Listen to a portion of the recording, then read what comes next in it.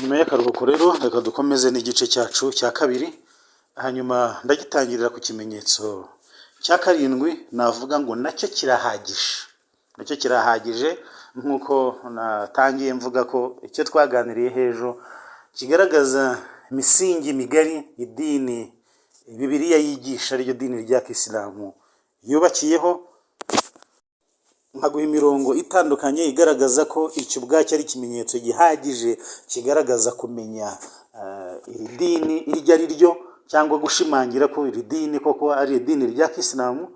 Reka nkubwire ngo n'iki kimenyetso duhereyeho muri iki gice cyacu cya kabiri nacyo ni ikimenyetso gihagije.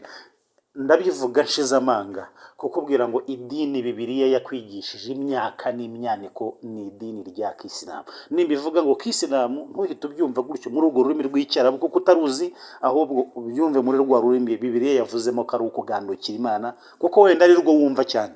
Ikimenyetso nkuzaniye nacyo ni ikimenyetso simusiga, nubwo tutareba ibindi, gihita kikwereka ngo cyakoze koko idini Bibiliya yigisha nibyo koko ni idini ryo kugandukira Imana, cyangwa ni idini ryo kuba umusilamu. Nibyo ikimenyetso nta kindi ni ugusenga inshuro 5 ku munsi. Buri munsi ugasenga inshuro 5 kandi mu bihe byagenwe byanditse bizwi. Hanyuma uko gusenga kukaba gukubiye mu bintu 12. Nkuko twatangiye tureba ko kwezi kwa Ramadan ari ukwezi kwa 9, tubona umurongo muri Korowani aho Imana yavuze ko yaremye amezi 12. Ni nako ibigendanye no gusenga iyi Mana nabyo ari ibintu bikubiye mu bintu 12, nkuko iki kimenyetso nkuzaniye twakiganiriyeho. Nkaba ngiye kugaruka nkikubwira mu ncamake. Icya mbere ni ukubanza ukumva ko nkuko nari maze kubivuga, icyitwa gusenga Imana buriya nacyo gikorwa gikomeye kurenza ibindi.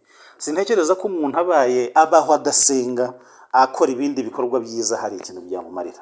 Nta nubwo ntekereza ko umuntu abayeho koko asenga yajya akomeza kujya mu byaha no mu bibi kandi asenga Imana. Korowani iravuga ngo inna salata tanha anil fakhsha'i wal munkar. Gusenga, amasengesho avana umuntu mu bibi no mu byaha no mu biteye isoni. Ibyo bivuze iki? Imana yashyizeho amasengesho 5 ya buri munsi. Inyandiko twarazibonye: mu gitondo, mu kanya saa 6, mu kanya saa 9, mu kanya nimugoroba, mu kanya ninjoro.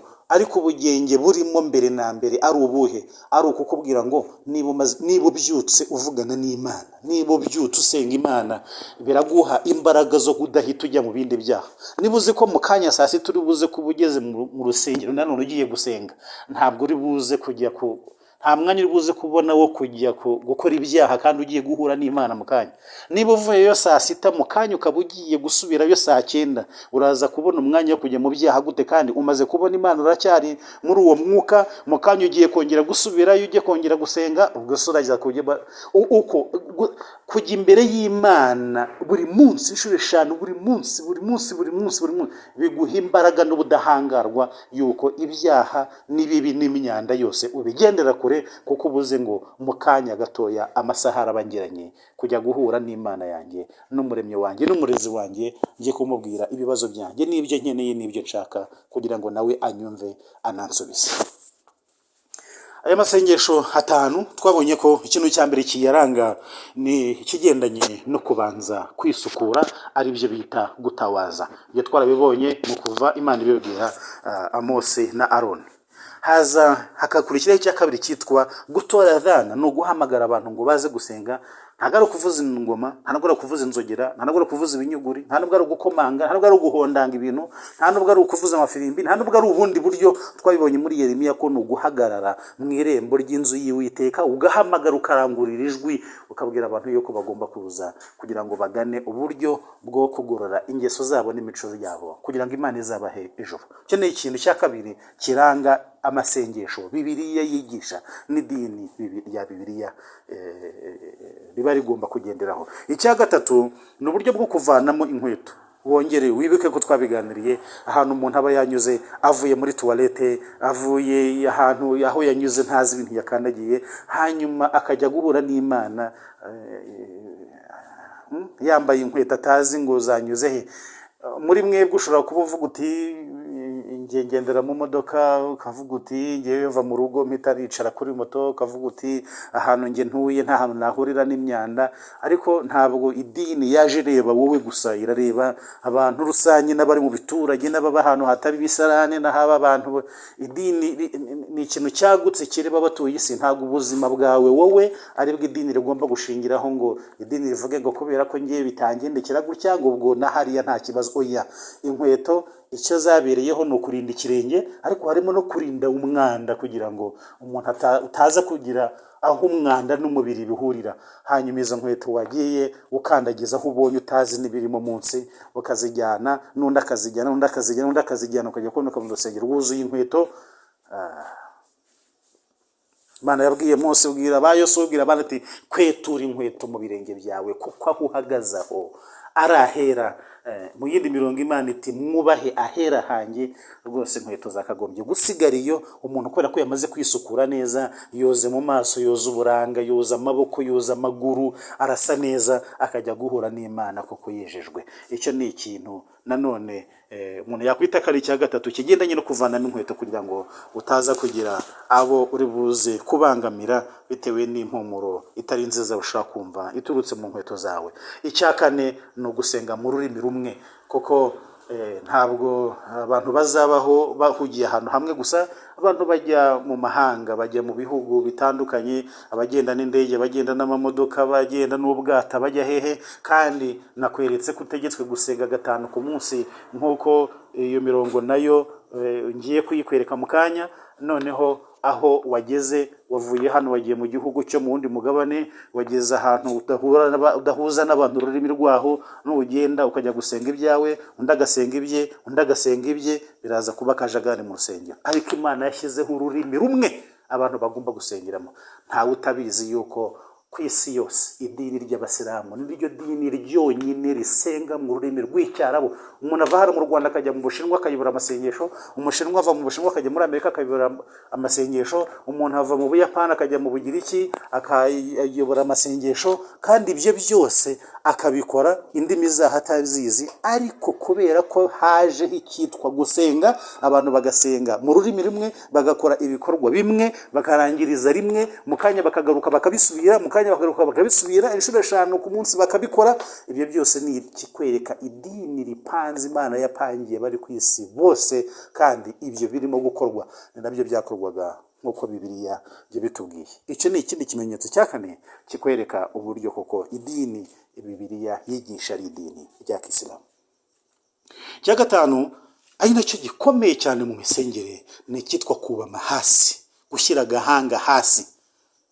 Ari naho hari izingiro rya byose mu misengere. Ntabwo ari uguhagarara, ntabwo ari ukubyina, ntabwo ari ukuvuza ingoma, ntabwo ari ukwiterera hejuru, ntabwo ari oya rwose pe. Uburyo usengamo mu misengere yawe ntaho ndi buze gukoma, ntaho ndi buze gutunga urutoki. Wowe reba idini urimo, urebe imisengere yaryo, uvuge ngo iyi misengere nyisomahe mu kihe gitabo.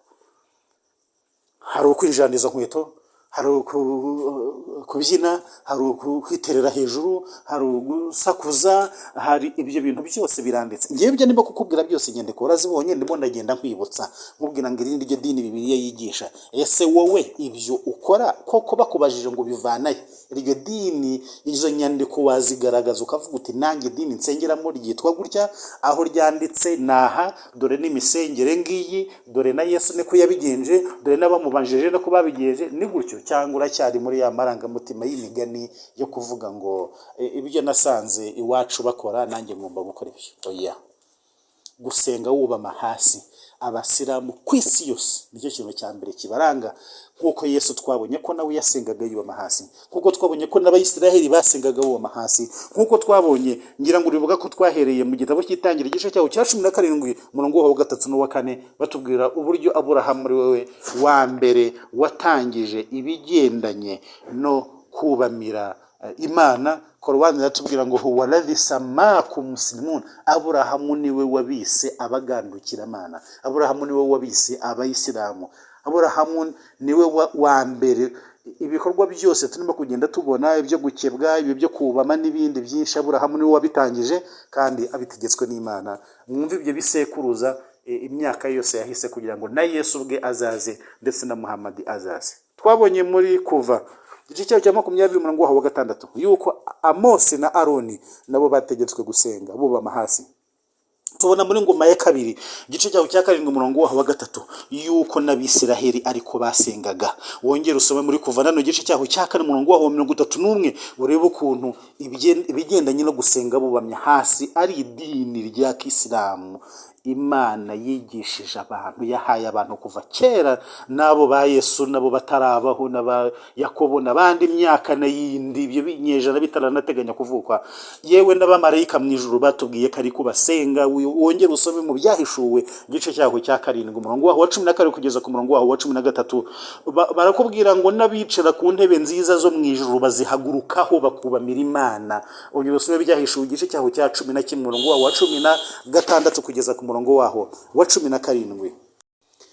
Noneho haze abakwereka, noneho rurangiza bakwereka imyubamire uko ikorwa. Habanza icyitwa Suratul Fatiha, gushima Imana, hanyuma hakaza gukurikiraho icyitwa ruku, ari byo kunama, hanyuma hakaza icyitwa sujud, ari byo kubama ugashyira uburanga bwawe hasi. Ubisome mu gitabo cya Yeremiya igice cyaho cya 8 umurongo waho wa 4 n'umurongo waho wa 5. Wongera urebe ko na Yesu ariko yabigenzaga, yaje asanga idini ry'abakurambere be ari ryo agomba gukurikira. Ubisome muri Mariko igice cyaho cya 14 umurongo waho 32 ugeze kuwa 35. Urebe ukuntu Yesu nawe yasengaga yigana Abayisiraheli, yigana ba Mose, yigana ba Aburahamu, yigana ba marayika. Nibyo nakubwiye ngo idini ryitwa ubukristo Yesu ntabwo arizi, Paulo yarizanye bwa mbere na mbere. Uwo murongo twawusomye ku munsi w'ejo.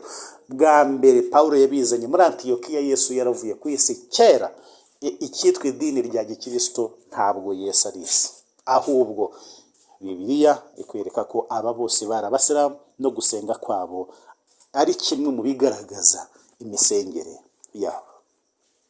Dushatse twanarekeraho ukavuga ngo ni bande basenga muri ururimi rumwe, ni bande basenga bubama hasi, ni bande basenga bigana Yesu ko yabigenzaga, bigana Abayisiraheli ko babigenzaga, bigana abamarayika uko mu ijuru basenga, bigana Aburahamu na ba Mose. Tuzi neza yuko ibi ari byo bitera abantu kuzana ikimenyetso cy'Imana mu ruhanga rwabo.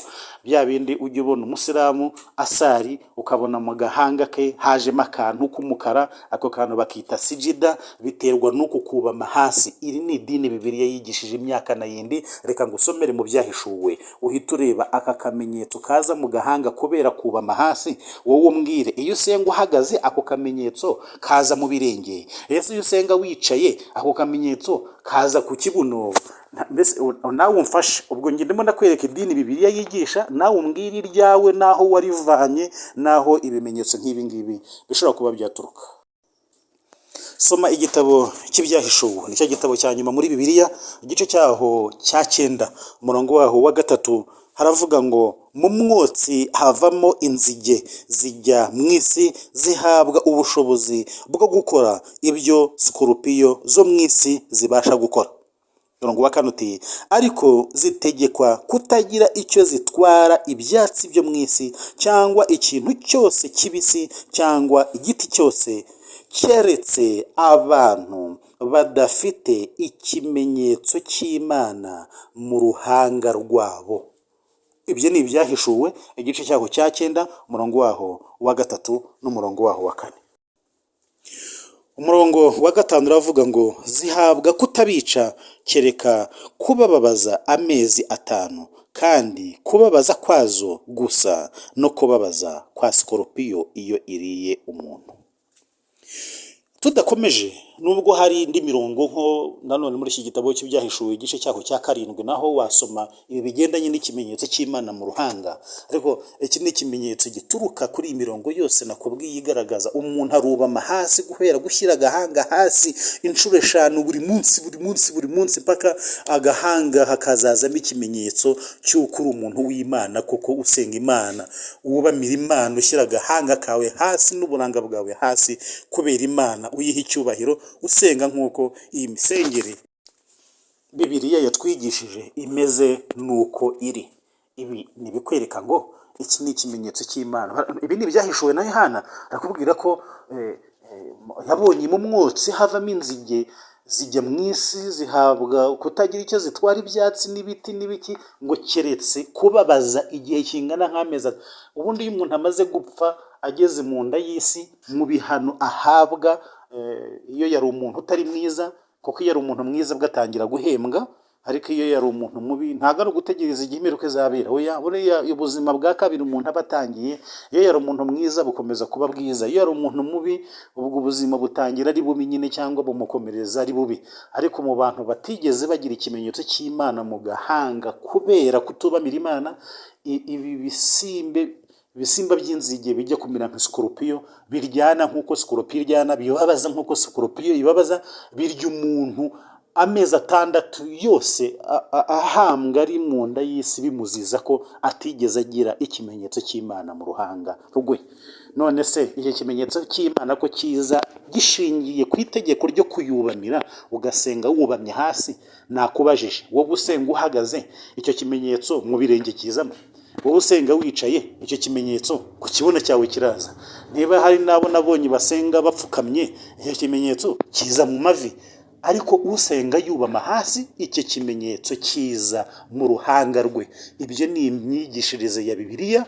Ibi byose ni ibikwereka ko idini rya Kisilamu niryo dini Bibiliya yigishije imyaka yose. Nakubwiye ngo ejo nzakubwira impamvu abantu bavuye kuri iyi myemerere bakajya mu bindi bintu. Nagusomye mirongo uvuga ngo dore icyo ngewe nabonye nuko Imana yaremye umuntu utunganye, ariko umuntu yishakira ibihimbano byinshi. Abantu bafashe izindi nzira zidafite aho zihuriye n'ibi ngibi, barayoba. Ariko umunsi w'ejo nzakumara amatsiko nkubwira icyabiteye byose. Iyo ibi bintu byose nkubwiye bivuyeho, hahita haza ikindi gice cyitwa kwerekera kibla, cyangwa se kwerekera icyerekezo kimwe cyo gusenga. Ibi nabyo twarabibonye, aho bakubwira ngo ngeweho nzazana n'imbabazi nyinshi mu nzu yawe, kuko nkubashye nzikubita hasi nsenge nerekeye urusengero rwawe rwera. Tubonaho Salomo yari arimo abwira Imana ati, abagaragu bawe nibaramuka bagusenze berekeye iyi nzu, imisigiti ahantu hose ku isi iba ifite akantu aho uyobora amasengesho agomba kuba ahagaze. Uyobora amasengesho niyo twabonye muri Yeremiya igice cyawo cya 8 umurongo waho wa 4 kugeza ku wa 5, uburyo ahagarara akigira imbere, abantu bandi bakaza bagahagarara iburyo bwe, abandi ibumoso bwe, gutyo bakabona gusenga. Ako kantu umuntu ahagararamo uyoboye abandi kitwa mimbar cyangwa mihrab, naho umuntu ahagarara agiye kuyobora abandi. Buri musigiti aho waba uri hose ku isi, ako kantu kagomba kuba gahari kerekeye urusengero rw'Imana. Yesu urusengero rw'Imana, kugira ngo umenye ngo icyerekezo cyarwo ni iki. Ibyo byo mu bundi buhanga muri geography ntabwo turi buze kubijyamo, kuko ntabwo ari ryo somo ryacu. Ariko turebeye uburyo Imana yaremye isi, tukareba ahantu izuba rirasira n'ahantu rirengera, ibyo bifasha umuntu kumenya aho yaba ari hose ku isi, ese ni hehe agomba kwerekera, kugira ngo abe yerekeye urusengero rw'Imana, nuko agomba kuba ahagaze gute. Niba ubyibuka, twabonye yuko urusengero rw'Imana rwavugwaga ari urusengero rwubatswe na Salomo. Hanyuma imirongo yindi twaje kubona nuko Yesu yanabibwiye Abayisiraheli, ababwira ati, nicyo kizatuma ubwami bw'Imana muzabunyagwa, bugahabwa ishyanga ryera imbuto zabwo. Kwerekera urusengero rw'Imana ni ukwerekera urusengero ruri i Yerusalemu, arirwo rusengero rwitwa Masjid Baitul Maqdis. Ni umusigiti witwa Baitul Maqdis. Mu makuru mwirirwa mubibona, za ntambara ziri Yerusalemu, Palestina na Israheli. Ruriya rusengero, ruriya musigiti, ni wumva ngo urusengero rwubatswe na Salomo, ujye uhita wumva ngo nuriya musigiti. Ntuzagire ngo Salomo yubatse urusengero ashyiraho umusaraba. Oya, ni umusigiti. Salomo niwe Suleimani yari umusilamu, nawe ari muri iyi dini ya Aburahamu, dini ya Yakobo, dini ya Yesu. Bose idini ryabo ryari rimwe, nkuko natangiye mbivuga. Urusengero rwubatswe na Salomo ni umusigiti. Urumva yari muri he dini Salomo? Ibaza imyaka ya Salomo yashize, wibaze ngo Yesu yaje nyuma ya ryari ya Salomo. Ariko nawe yari umusilamu, yubatse umusigiti, abantu basengaga berekeye. Abo Bayisiraheli ndimo kukubwira hano muri Yeremiya basengaga berekeye i Yerusalemu.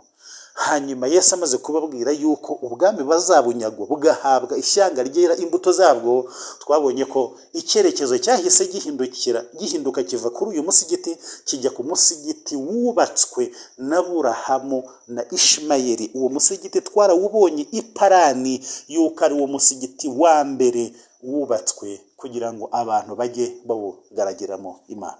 Nshatse kuvuga iki? Nshatse kuvuga ngo wakwerekera Baitul Maqdis Yerusalemu kuri uriya musigiti, wakwerekera ku musigiti wubatswe na Burahamu na Ishimayeli, abo bose bari abasilamu, idini ryabo niri turimo kuvuga. Ariko icy'ingenzi ni ukumenya ngo jyeweho nzazanwa n'imbabazi nyinshi mu nzu yawe, kuko nkubashye nzikubita hasi nsenge nerekeye urusengero rwawe rwera. Yesu urwo rusengero urumenya gute? Wifashisha izuba aho rirasira aho rirengera, ukamenya ngo kibla aho ngomba gusenga nerekeye naha. Ese urusengero usengeramo, idini usengeramo, ibyo bintu rurabigira. Ariko Isilamu ku isi yose mihrabu igomba kuba yerekeye urusengero rw'Imana rwera. Iki nacyo ni ikimenyetso kikwereka idini Bibiliya yigisha ko nta rindi ni idini rya Kisilamu.